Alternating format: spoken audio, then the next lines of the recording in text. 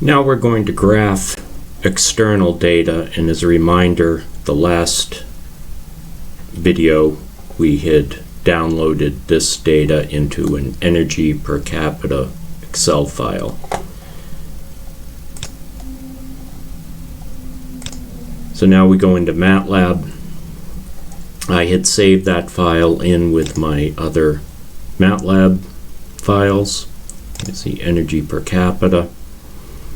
And we're going to create the variable file name, and the file name is energy per capita.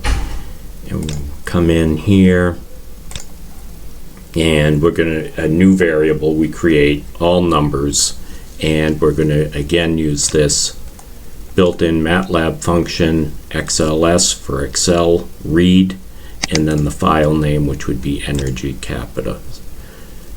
capita. So let's run that. So we end up with a 32 row by 2 column, and let's look at that. So 32 rows, 2 columns, there's the data. It's the same data as the Excel. It's stripped out the headers and left us just with the numbers. So notice that this is in column format. Our next step will be to transpose that so it is in row format. We're going to create row vectors. The way we do that again is we write over the old variable, all numbers, we use it, and then down here we create it up here, and then we write over it here. So notice now, before we run this, that this is a 32 by 2.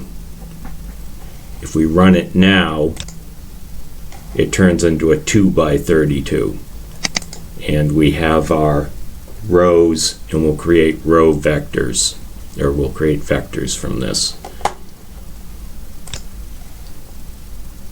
Now we need to pull out, we're going to create individual vectors. The first one we'll create is the year vector. So new variable, we create year, and it equals the all numbers matrix, and we're going to pull just the first row. Remember, again, this is in row, comma, column, row, column. We're going to pull out the first row, and then we'll leave the column as a colon, and let's see if we can pull that out. So now we have year, and it makes sense. It's a 1 by 32, so now it's a vector. Take a look at it. It's what we want.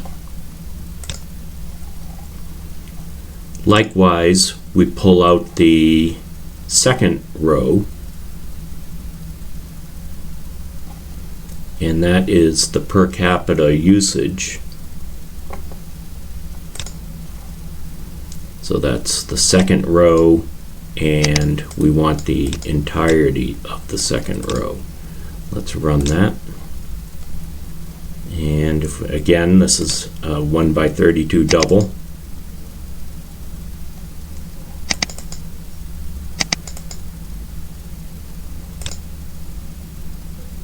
Trouble here. There it is. So we have our 2 vectors, and now we just plot them as we plot anything else. So we'll put it on a rectilinear plot, and the arguments, plot is a built-in MATLAB function. It's a magic word. The arguments are the x variable, the y variable, and the point type. Let's run that. Here we have it. And now all we need to do is, the axes are probably okay, so I won't play with those. We can put the X label, the Y label, the title, and the grid.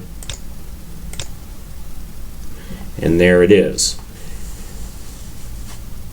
If we're trying to draw conclusions from this, a line of best fit doesn't look like it'll make sense, and it appears that this is arbitrary.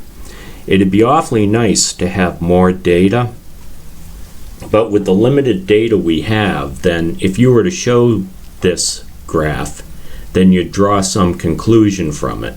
So why is it low in the early 1980s and then low around 2009, 2011?